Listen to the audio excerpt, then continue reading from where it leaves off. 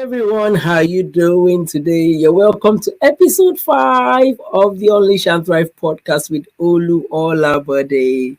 I'm so excited to be here. I hope you're having an awesome day. Let's dive into this. So, I have a couple of questions to ask you. You know, have you gone through any challenges in life? I'm sure your answer would be yes. Have you learned any lessons, from those challenges? I'm sure your answer would be yes again. If you're a human being, you must have gone through a challenge and you must have learned some lessons. Some of the lessons you might not really think are important, but guess what? They are important. So today, I really want to talk about something really interesting that I have had to go through, and I believe is really important. And it's 7 key ways, 7 key ways how you can unleash your story. Why am I talking about storytelling today? I found storytelling when I started on my journey of purpose, when I started on my journey really to begin to share about myself and share with people. I found storytelling was the way that I was able to connect with people. I found that when you share your story, when you talk about your story, you're able to connect beyond just the theory, beyond, 5 ways to do things, 6 ways to do. This is actually now you saying, I have had a taste of this. And so you're able to empathize with people. You're able to say, I have gone through some of what you're going through. It might not be exactly what you've gone through, but I have a taster. I kind of understand where you're coming from, and I can kind of feel what you feel. And it makes people just feel like, okay, this person knows what they can actually, this person might be able to help me. This person understands what I'm going through. And I find stories help you to just come alongside someone else and help them on their journey. And that's why I use storytelling a lot, because sharing my story, sometimes people ask me, why are you so vulnerable? You don't have to. And I say, but that's the way I can get the message across. And I find when I do it that way, you almost find it effortless, because this is you living you. People say that you're not fake. You're actually living your everyday life. You're actually telling your story, what you have gone through. And so as you listen today, as you listen to me, I want you to just kind of put yourself in that part of saying, do I have a story? Have I had challenges? Yes, I have. Have I had stories in my life that I have, things that I have gone through? I'm sure you do. What can I do with them? As we delve into this, it's kind of just like points to ponder on as we delve into this. I'm sure you've heard that famous quote, leadership is influence. John Maxwell uses it a lot. And really, I found that it actually is influence. And when it comes to storytelling, the influence comes about whereby you are now influencing people positively by your experiences, by the things that you have been able to, by the lessons you've been able to learn. So let's look at the 7 things. What do you think they might be? And as I go into it, I want to come back to that word again, unleash. It became a real word to me. I've shared this story sometime last year, when I went on this journey of hearing God say to me the words unleash yourself. And I had to, I started as an IG live. And he began to reveal to me so many things regarding that word unleash. And so this is one of the things. Unleashing really means, the picture God showed me was, unleashing means when you have a dog and the dog is on a leash. And he said to me, when you take that leash off that dog, guess what? That dog is able to run freely. That dog is able to just be itself. That dog is released from limitations. That dog is released from every hold. That dog is just able to function as it was designed to, which is run around, enjoy itself. And the same thing is really true for you and I. When you bring yourself into that place of saying, I'm going to release my story to the world, it's you just saying, you know what? I am going to just let my story do the speaking. However, I've found that these 7 things are key to you being able to unleash your story, to you now begin to be able to release that story. And that story begin to speak. You're going to have to do these 7 things, kind of. There may actually be more than 7, but these are the 7 key ones that I've been able to use. And the first one is you must heal from your story. So, as a leader, as a female leader, a male leader, as a leader generally, as a woman in ministry, we would go through hurt. People would hurt us. That is inevitable. People would hurt you, in the church. There's going to be hurt. But I believe that we must come to a point whereby we must say, I need to heal from whatever might have happened in my life, whatever might happen to me in ministry. I have to, actually, I think we have to practice this thing that a man of God calls advanced forgiveness. We have to prep for what people are going to do to us. You know why? Because as long as we're in a human body, as long as we're human, people are going to hurt us. And so I see it this way, that when you begin to look at people as they are, you begin to say, you have the tendency of hurting me. And so even before you come, you ask and say, Holy Spirit, help me to be able to handle even the hurt that people are bringing my way. Help me to be able to handle the things that people have done to me. And for the things that they've done in the past, often we're going to have to release those things to God. You might not be able to heal, from them by yourself, but I believe as God helps us, then we're able to heal from them. I remember a couple of years ago, I was going to teach, a family devotion. I was going to take the lesson for that day was talking about unforgiveness, I think. And as I read that lesson, I remember looking over it. I heard the Holy Spirit say to me, you're not qualified to teach this lesson. I'm like, what do you mean I'm not qualified to teach this lesson?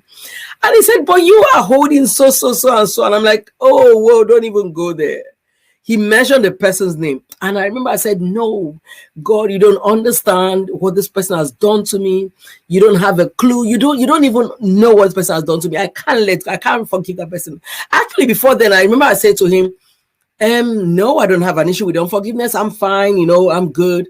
And then he mentioned that person, and I'm like, no, don't even go there. And he said, I remember God saying to me, really, I'm not asking you to actually forgive that person. All I'm asking you to do is to let go of that hurt. And I realized, he said, if you would just let go of that hurt, I would help you to forgive this person. Because really, forgiveness is letting go first. And then when you let go, then that hurt can be, that hurt is released. And I remember that day I said, yes, God, what she did to me was so painful. It was so hard. And I began to recount, like God doesn't know what we went through. I began to recount the experience. And he said, just let go. And I said, okay, God, you know what? If you promise to help me, I'm going to let go. And I remember that day, I said, God, I don't know how to forgive her. It's too painful. I don't want to forgive her. This is just so hard. But I let go. I might not know how to do it, but I release it to you. And I said, Lord, help me. Just help me. And guess what? I still remember till this day. I felt like there was a weight that came off me that very day. I felt like there was this weight that came off me, like something comes off you and you just feel it. And I think that was the start of a healing for me, a healing journey towards that person, a journey of forgiveness. And it wasn't like I didn't have any anger towards her anymore. But because I had released it, now God began to, it was a step-by-step thing. After that time, I remember God taking me through 1 Corinthians 13. And I was on that scripture for like a year. And he would, between, verse 4 to 8, he would ask me, when people offend me, he would say to me, what does it say? And I'd be like, God, don't do this to me. He'll be like, yes, I am going to do it. And I'll be like, love is patient, love is kind, love doesn't keep a record of wrongs. And he says, guess what? This person just offended you. So let it go. Let it go. And that's exactly what happens when you unleash. You release it. You let it go. You let it go. And I was like, wow. And so this has been a journey. And I believe healing from whatever you've gone through, healing from maybe this was a story, your story. Your key story is that something has happened, something big has happened to you in ministry. Somebody let you down. Somebody betrayed you. Somebody abused you. Whatever it is, we can heal from our stories. You can always heal, because what another interesting quote that we hear a lot is hurting people hurt others. So when you're hurting and then you take that wherever you go. Hot is like an odor. It spreads. So wherever you go, you take that odor with you. When somebody has a body odor, guess what? You step out. If you step into a place, everybody can smell it. It's like a scent of. It's like a perfume that you wear. It's like a fragrance that you wear. And so you don't want to keep carrying the hurt everywhere you go. So you're trying to minister to people, but you're carrying hurt. How do you minister to people when you're carrying hurt yourself? And so you must decide, I'm going to let it go. I'm going to unleash this. I'm going to release it to God. I'm going to let God help me. I'm going to let God help me forgive this person. I want to say, whatever story it is that you have, heal from that story so that you are able to help other people coming on the journey with you. Other people in your sphere of influence that God has called you to, you are able to help them unleash their stories as well. You're able to help them heal from their stories as well. The second thing is you must embrace your story. This simply means that you must embrace whatever it is that you have gone through. You know what? Take it as a part of your journey. I remember episode 3, I shared my story of how I almost committed suicide. And I had quite a few people reaching out to me and saying, thank you for being vulnerable. Thank you for sharing your story. That was so powerful. How come you were able to share? And I just said to me, you know what? Now that's part of my story. It happened. Am I proud of it? Maybe, I don't know. I really can't say if I'm proud or not proud of it. All I know is now it's part of me. I share it so that other people will not have to walk that path that I had to walk through. That is the reason why I shared that story. So you must embrace it as part of you. You heal from it so that you can help other people, but then you embrace it. And then when you embrace it, guess what?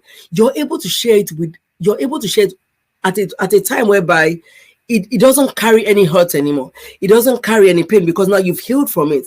The next thing is you now embrace it. It's part of you. So now it becomes a tool that you use as a positive tool to help other people on your journey, to help other people on their journey, what they're going through. The third thing I want to share is you have to inspire others. Actually, not even inspire. The third thing is you must learn from your story. So what are the lessons you have learned on your life journey, on your journey of ministry? What are the lessons? What are the things that you have learned? Who can you help with what you've learned? You know, what inspired me to start anything to do with pastors' wives, with female leaders, with women in ministry really are the things that I have gone through. At the time when I felt like life could not be worse, when I felt like things were so down, I was so down with everything. Guess what? I remember I said to myself, nobody, no female leader must go through what I have gone through.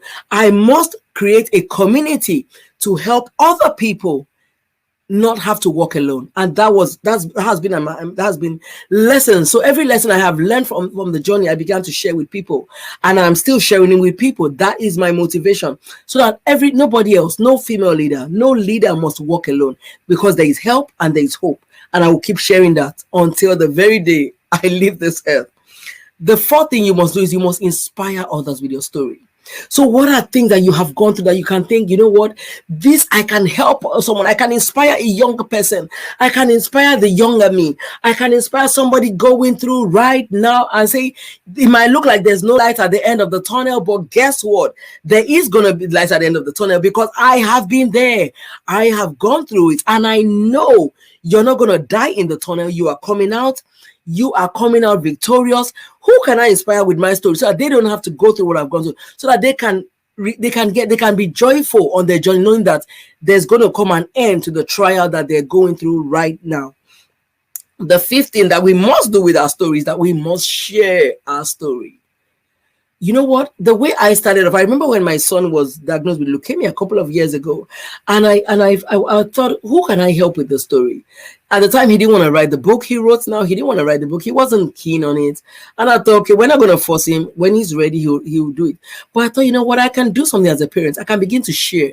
So I remember I began to share his story. And the more I shared his story, people reached out to me and said, oh, wow, your son went through that. A lot of people drew strength from our story of having a child going through leukemia. A lot of people, the same thing when I began to share my story of having almost committed suicide, the things I had gone through as a pastor's wife, a lot of people reached out to me and said, "Oh, you have gone through that. I'm going through this." And some people even said, "Oh, well, I know what? I know someone that's gone through this. I'm going to share your story with them." So all I know is that the more we share our story, the more we strengthen others.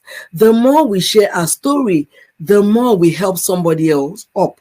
The more we help somebody else out of their situation. The more you say, "You know what? I don't want you to be where I have been. I'm going to share my story so that you can learn from my mistakes. You can learn from my pains. You can do better. You can make better choices."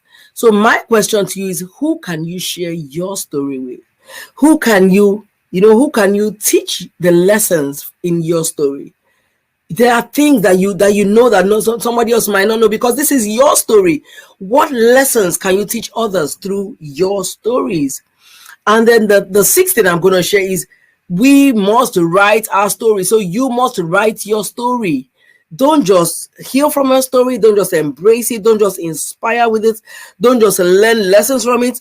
Don't just share it. But guess what? There are people that would come after you have left the earth.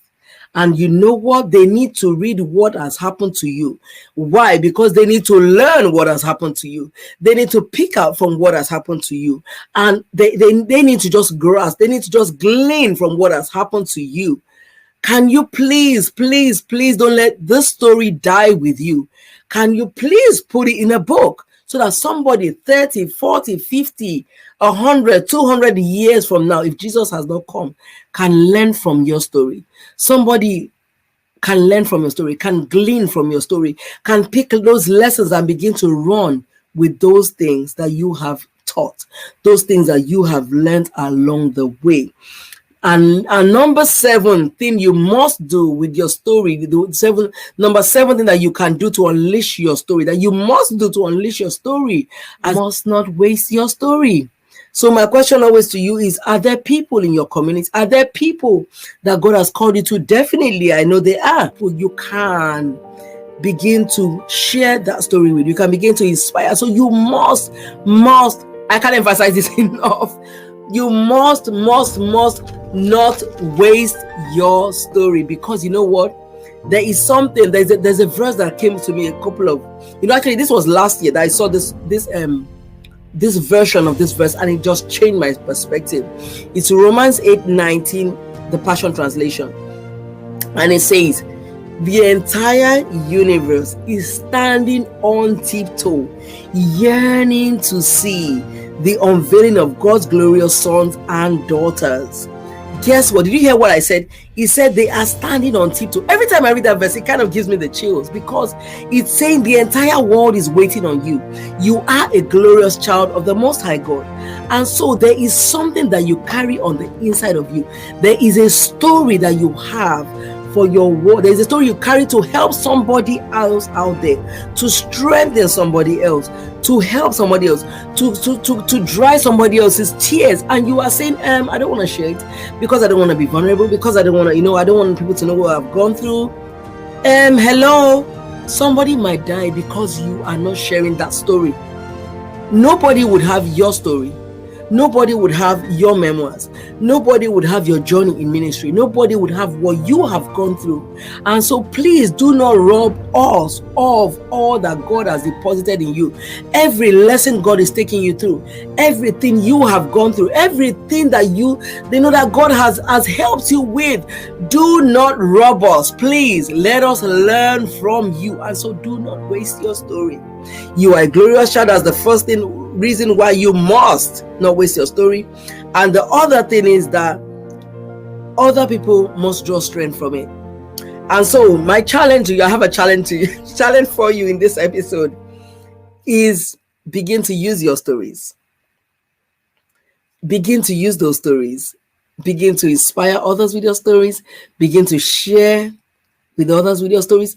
Don't be afraid to be vulnerable, because your stories are, I see it as they're like your scars. When you see a soldier that has been to war, that has actually been injured in war, they don't hide their scars. When they tell you their stories, they'll be like, they want to see what I've gone through. They will show you their scars.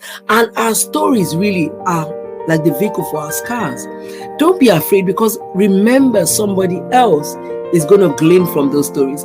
I would keep on sharing my stories because I know somebody out there needs to hear those stories. I hope you've been able to pick up one or two things from this episode. It's been awesome being here, and I will be back again next week.